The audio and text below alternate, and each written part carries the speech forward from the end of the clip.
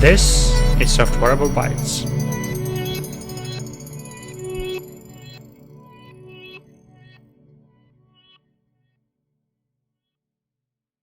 Hello and welcome to a new episode of Softwareable Bytes. This is the show where I read to you from various blogs out there on subjects like software and cloud engineering and architecture, site reliability engineering, DevOps, and everything in between.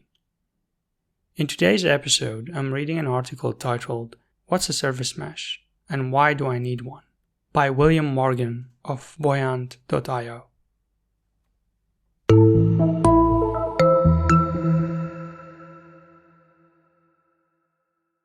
What's a Service Mesh and Why Do I Need One? By William Morgan of Buoyant.io. TLDR. Service meshes like Linkerd and Istio are tools for adding observability, security, and reliability features to applications by inserting them at the platform layer rather than the application layer. While initially obscure, the service mesh is rapidly becoming a standard part of the cloud-native stack, especially for Kubernetes adopters.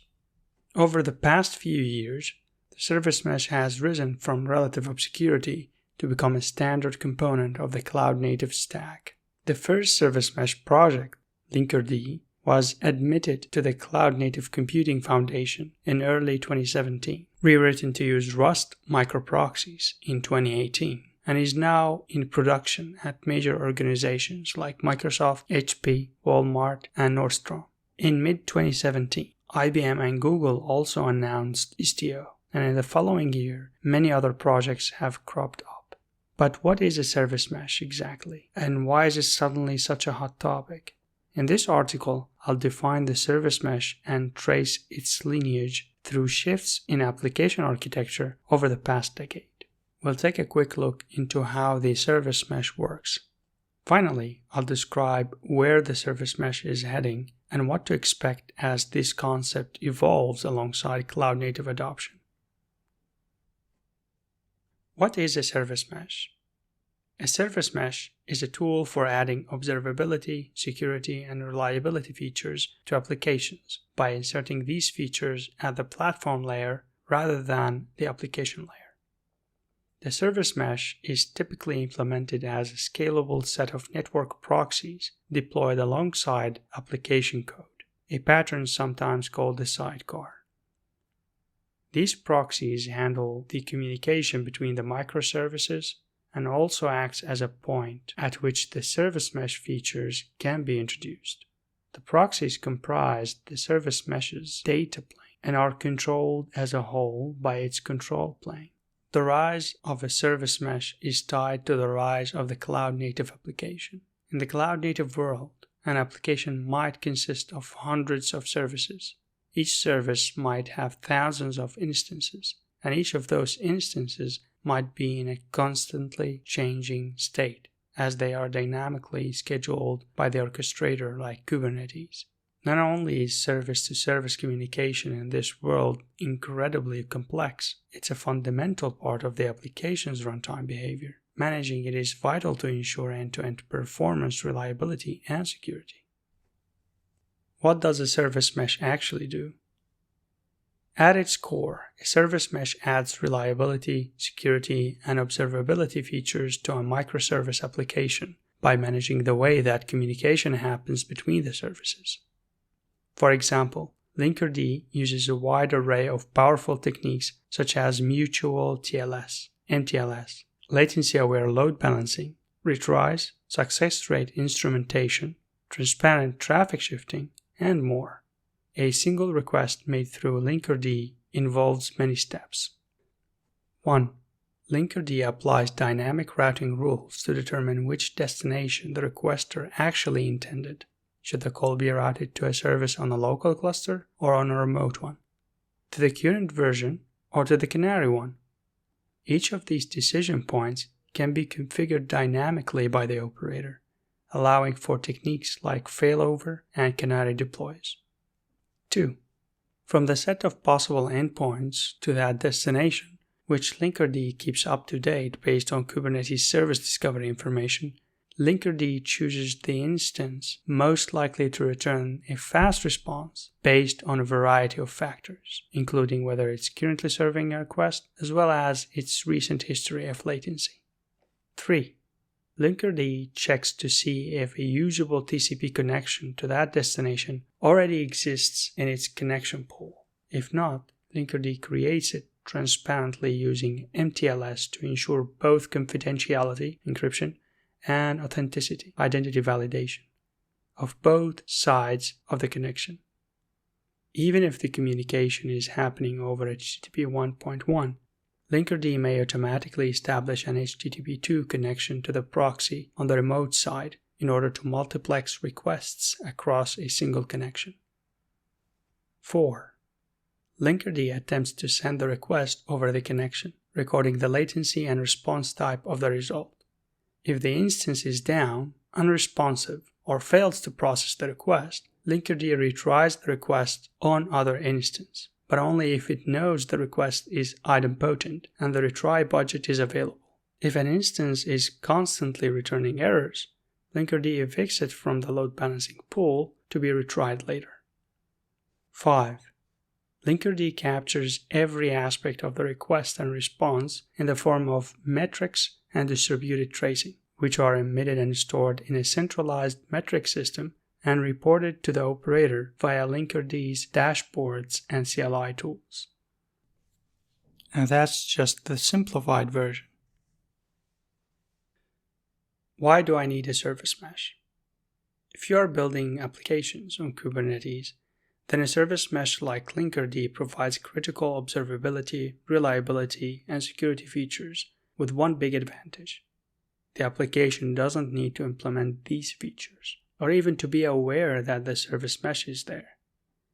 This is great for platform teams because it aligns their responsibilities with their ownership. It's also great for developers as it takes features that don't pertain to business logic off of their plates. If you aren't using Kubernetes, the story becomes a little muddier. Kubernetes pod model and networking infrastructure allow service meshes to be implemented very easily with minimal operational burden. Linkerd, for example, requires no configuration to install, even for mutual TLS. Without these underlying features from Kubernetes, the cost of service mesh adoption starts increasing rapidly. While there are certainly cross-platform service meshes, the cost-benefit equation is very different, and care must be taken not to end up managing thousands of proxies by hand. Where did the service mesh come from? The origins of the service mesh model can be traced in the evolution of server-side applications over the past several decades. Consider the typical three-tiered architecture of a modern-sized web application in the 2000s. In this model, application logic, web serving logic, and storage logic are each a separate layer. The communication between layers, while complex, is limited in scope. There are only 2 hops after all. When this architectural approach was pushed to a very high scale, it started to break. Companies like Google, Netflix, and Twitter faced the massive traffic requirements, implemented what was effectively a predecessor of the cloud-native approach. The application layer was split into microservices and the tiers became a topology. These systems solved this complexity by adopting a generalized communication layer, usually in the form of a library. Twitter's Finagle, Netflix's Hystrix, and Google's Stubby being cases in point. Fast forward to the modern service mesh. The service mesh combines this idea of explicitly handling service-to-service communication with 2 additional cloud-native components. First, containers, which provide resource isolation and dependency management and allow the service mesh logic to be implemented as a proxy rather than as a part of the application. Second, container orchestrators, like Kubernetes, which provide ways of deploying thousands of proxies without a massive operational cost. These factors mean that we have a better alternative to the library approach. Rather than binding service mesh functionality at compile time, we combine it at runtime, allowing us to completely decouple these platform-level features from the application itself. What's the future of the service mesh? The frantic pace of service mesh adoption is showing little sign of slowing down. As with most successful technology, the ultimate future of the service mesh is probably quite boring, to recede into the background, present but taken for granted, and not actually given too much attention. The exciting future of the service mesh, then, is not so much how the technology itself advances, but rather in what it unlocks. What kinds of new things are we able to do once a service mesh is in place? For example, platform tools like Dive build on top of the service mesh to provide a global view of all application components across all clusters, tied to a service-level objectives, SLOs. This kind of approach would never be possible without tools like Linkerd. Conclusion. The service mesh continues its meteoric rise to becoming a widely used and critical component of the cloud-native stack. From its humble beginning as the first service mesh project in 2017, Linkerd is now in production at organizations like Microsoft, HP, Walmart, and Nordstrom. And adoption shows no sign of slowing down. If you are using Kubernetes, Linkerd is fully open source and available to you today. You're only minutes away from getting concrete, hands-on experience with the service mesh.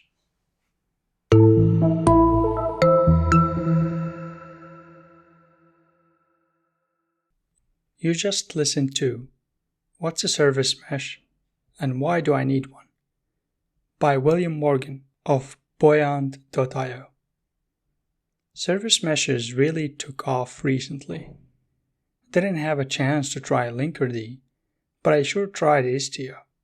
Perhaps like many others, I discovered service mesh when I needed a service discovery tool and ended up learning about service mesh. I liked William's thoughts on the future of service meshes, and I kind of see it in the same way. If you are looking for software development or cloud management and migration services, check out softwareable.com. We help customers in their software and cloud journey, whether it's taking software from ideas to complete solutions or migrating existing systems to the cloud. We make it work for your needs. Go to softwareable.com to learn more. And with that, let's get to the tool of the day.